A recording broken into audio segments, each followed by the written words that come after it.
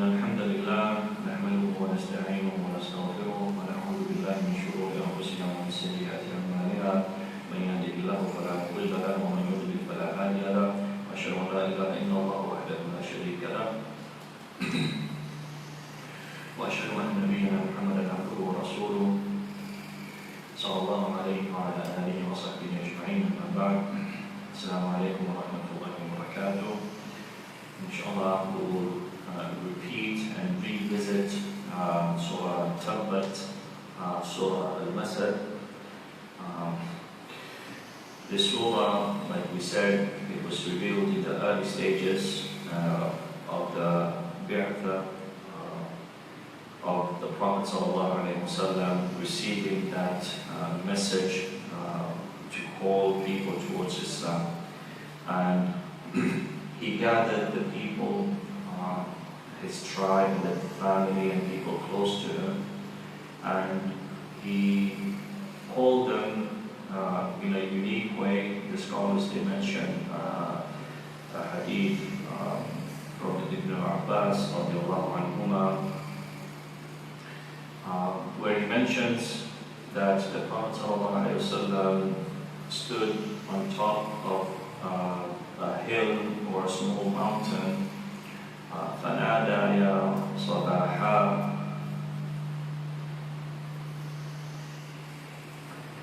and he called out and he said, Ya Sabaha, and this is the way that the Arabs used to call out when it comes to something very important. And he managed to get their attention, and he told them, if I warned you about an enemy that was approaching, if I warned you about an enemy that was going to come and attack us in the morning or in the evening, would you believe me? And they said, yes, we will believe you. And then the Prophet ﷺ told them, فَإِنِّي نَذِيرٌ لَكُمْ بَيْنَ يَدَيْ عَذَابٍ شَدِيدٍ, I am a warner for you against the punishment that is not far away. And Abu Lahab, his own uncle, stood up and he said, فَلِهَذَا جَمَعْتَنَا تَبًّا لَكَ, is this the reason why you have gathered us? May you be destroyed. And this is the reason why this surah was revealed. And in this surah, Allah subhanahu wa ta'ala shows us what will end up happening to Abu Lahab, the uncle of the Prophet sallallahu alaihi wasallam. Not only him, but his wife. And the scholars, the Mufassirun, they make a point here and they say, Abu Lahab, after this surah was revealed, he lived for another 10 years. He lived for another 10 years after this surah was revealed. And the point the scholars make is, throughout this time, Abu Lahab could have said, I am a Muslim. And by the fact of him saying, I am a Muslim, I have accepted Islam, he would have proven that the Prophet ﷺ was not truthful, and that the Quran was not from Allah subhanahu wa ta'ala. Because the Quran tells us that Abu Lahab will end up in the fire. This is the truth. And throughout that time span, even though throughout those 10 years he was a big enemy to the Prophet ﷺ, it is not reported that even once that he became Muslim, not in a sincere way or not in a hypocritical way, even as a munafiq, he never accepted Islam or made it seem like he accepted Islam. So this is one of those points that mu'jizat of the Quran. It tells us about someone who is still alive, who is still living and breathing at that time, that this person, he will die upon kufr. This person will not accept the message. And that is what ended up happening. So this Surah Al-Masad, it is one of those surahs in the Quran that it gives us insight to the future, especially at that time. Even now, it still deals with the unseen, the ghaybiyat. Another point that the scholars in Islam make is that this surah, Al-Masad, it shows how just the religion of Islam is. It shows how just the religion of Islam is. And the question is, how does it show the justice of Islam? The way it shows the justice of Islam is that it doesn't matter your lineage, it doesn't matter where you come from. What truly matters at the end is your actions.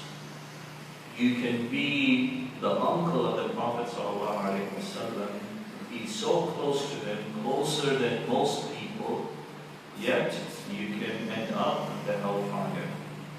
And you can be someone who is not even Arab, let alone from the Quraysh, someone like Salman al-Farisi and other companions who were from different lands, but by them accepting Islam and believing in the Prophet ﷺ, by them accepting Islam and believing in the Prophet ﷺ, they end up in Jannah.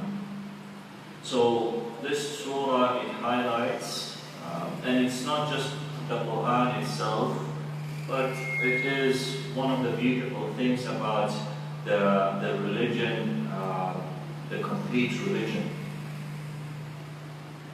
where Allah subhanahu wa ta'ala tells us time and time again about people like Fir'aun, who his own wife believed in the message that the Prophet ﷺ came with.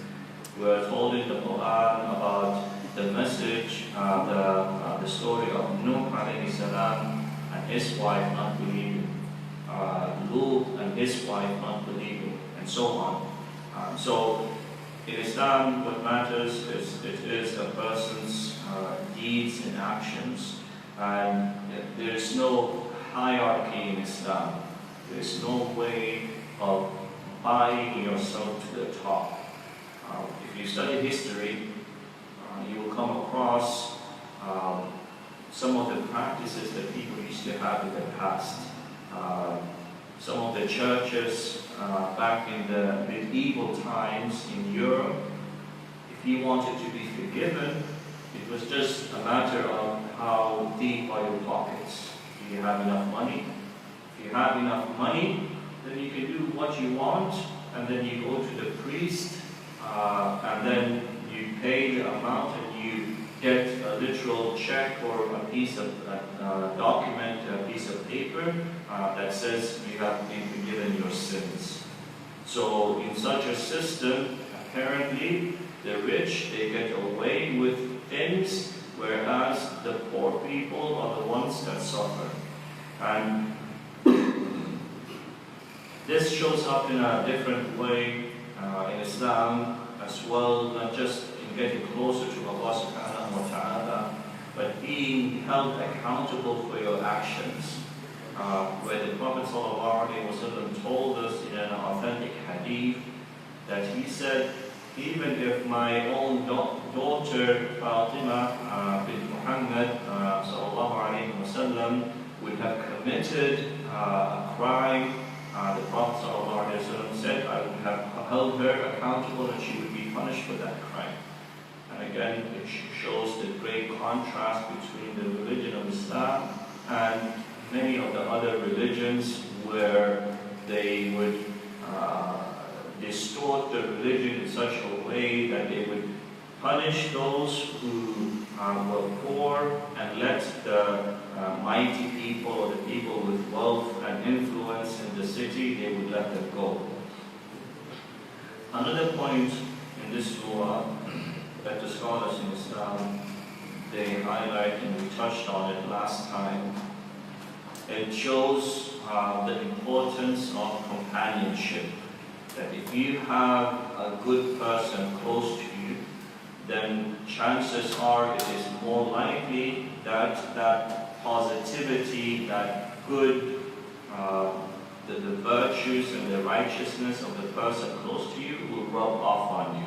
And we have many examples in the seerah of the Prophet ﷺ, where the Prophet ﷺ said in a hadith that the example of a good companion is like this example of someone who is selling fragrance. If you spend time with that person, at the very least, even if the person doesn't give you fragrance, you will end up smelling good. And at the very best, the person might give you a gift and give you some of the fragrance to take with you. And the example of the bad companion is the opposite, like the smith or the person who works around fire. And that person, if you spend time, at the very least, you will leave looking bad, smelling bad, having smoke on your clothes, and so on. And the very worst, he might end up burning you and your clothes. So this example, it is highlighted in this surah because it's not just Abu Lahab that is destined to the hellfire, but it is also his wife, وَامْرَأَتُهُ حَمَّالَةَ الْحَطَبِ. And again, we see the opposite in the believers, and this is highlighted in the Quran, where Allah subhanahu wa ta'ala tells us, الْخَبِيثَاتُ لِلْخَبِيثِينَ وَالْخَبِيثُونَ لِلْخَبِيثَاتِ, that the evil men are for the evil women, and the evil women are for the evil men, and the same goes for the good people, that the good people, they go together, and the evil people, they go together. This is a general rule. People might find exceptions or anomalies, and they say, well, if that is the case, what about Lut alayhi salam, and what about Nuh alayhi salam? And the simple answer to that is that Allah subhanahu wa ta'ala might change things as a test for a person, but it does not change the general rule of it. So this is why the scholars, they say, not just when it comes to marriage and intimate relationships, but in a general sense, they say, if you want to know who you are, if you want to know who you truly are, then look at the people around you, the people that you surround yourself with. And by looking at the people that are closest to you, that you spend most of the time with, then that is an accurate way to see the true reality. Because if you ask anyone, what type of person are you? Everyone will try to think the best of themselves. They say, yes, I might have mistakes, but alhamdulillah, I do my best. But then you see the people, the company that you're with. You're with people who steal, who cheat, people who do not care about halal and haram. You're not in the best of company. And this is something that we need to not only implement in our own lives, but it is also important as parents, as adults in the community, that we instill this understanding into the next generation, our children, even if it's not our own children, if it's the child of someone that you know in the community, and you see that child being around people that might be detrimental to them understanding right from wrong, then as a Muslim, you have a responsibility to advise, and you advise in the best way, and you use hikmah, and you don't have this attitude of, well, you know what, it doesn't concern me. This kind of attitude brings a lot of problems. So this is one of the things that is also highlighted in this surah. Another point that scholars highlight in this surah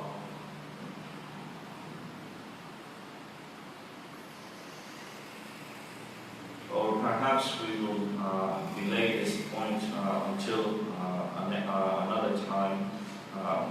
Let us conclude on this coming point. You might have noticed that this surah has or is known by many different names. If you ask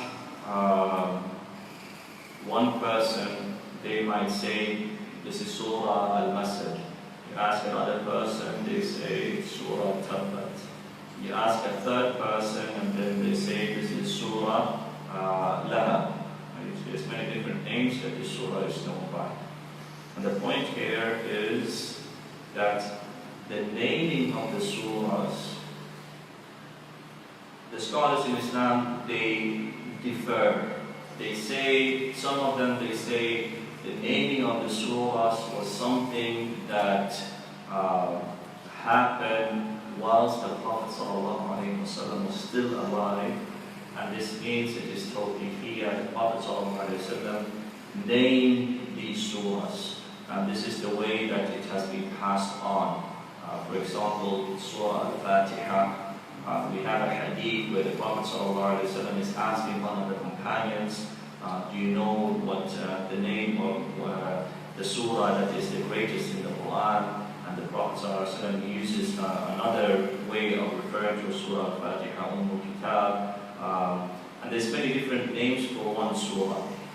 However, and perhaps this is closer to the truth than Allah Azza wa Jalla knows best, the truth might be somewhere in between. That there are names that the Prophet ﷺ gave, and names of most of the surahs, if not all of them, were known to the Prophet ﷺ and the companions by a specific name. Okay. But as time went on, people might refer to those same surahs in different ways. For example, like I said, Surah Al-Fatiha, most people, they refer to Surah Al-Fatiha as Surah Al-Fatiha. The Prophet ﷺ, he referred to us in many different names, Kitab, and so on. So there's more than one name. Surah Muhammad, for example, it was known by companions as Surah Al-Qital, among other names.